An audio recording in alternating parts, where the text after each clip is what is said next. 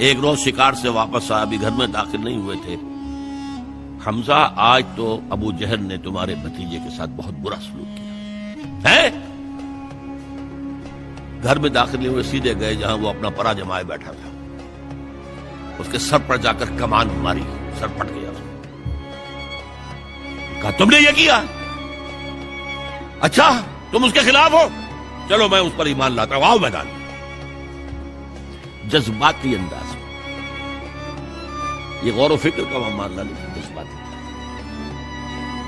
یہی معاملہ حضرت عمر کا ہے، تلوار لے کر نکلے ہیں، ننگی تلوار، آج تو گردن اڑا کے آؤں گا محمد کی صلی اللہ علیہ وسلم۔ یہ کل کل کل کل ہر گھر میں لڑائی ہے، اولاد ماں باپ سے جدا ہو گئی، بھائی بھائی سے کٹ گیا، بہن بھائی سے جدا ہو گیا، شوہر بیوی سے، بیوی شوہر سے جدا ہو گئی۔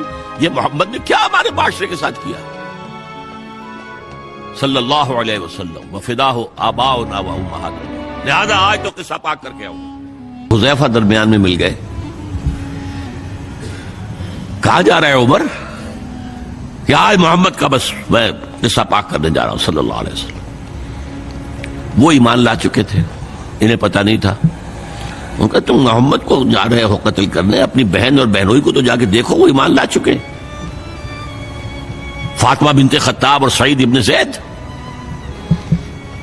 اب جو انہیں غصہ چڑھا ہے، آگ بگولا ہو کر آئے، دروازہ پیٹا ہے، وہاں اندر میاں بیوی بیٹھے ہوئے، سورہ شعراء کی آیات، سورہ طٰہٰ کی آیات نازل ہوئی تھی، اور حضرت خباب بن الارت آئے تھے وہاں پہ انہیں پڑھانے کے لیے، تو پڑھا رہے تھے۔ معلوم ابو عمر آ گیا، انہیں تو کہیں چھپایا، دروازہ کھولا، کیا پڑھ رہے تھے تم؟ یہ چپ۔ بہنوئی کے تھپڑ مارا زور سے، بہن درمیان میں، اس کے تھپڑ مارا۔ بہن کا ایک جملہ، عمر چاہے تم ہمیں ہلاک کر دو، اب جو دین ہم نے اختیار کیا ہم نہیں چھوڑنے والے۔ موم ہو گیا۔ اچھا کیا پڑھ رہے تھے مجھے بتاؤ؟ نہیں تم نجس ہو، وہ کلام پاک ہے، تم نہیں پڑھ سکتے، نہاؤ۔ تو غسل کرایا، پھر سورہ طٰہٰ کی آیات پڑھی، ایمان لے آئے۔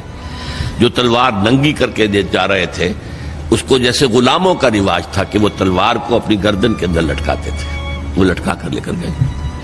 یہ شہداء ہے، ہماری امت کے عظیم ترین صدیق ابو بکر اور عثمان رضی اللہ تعالی عنہما، اور عظیم ترین شہداء حمزہ اور عمر رضی اللہ تعالی عنہ۔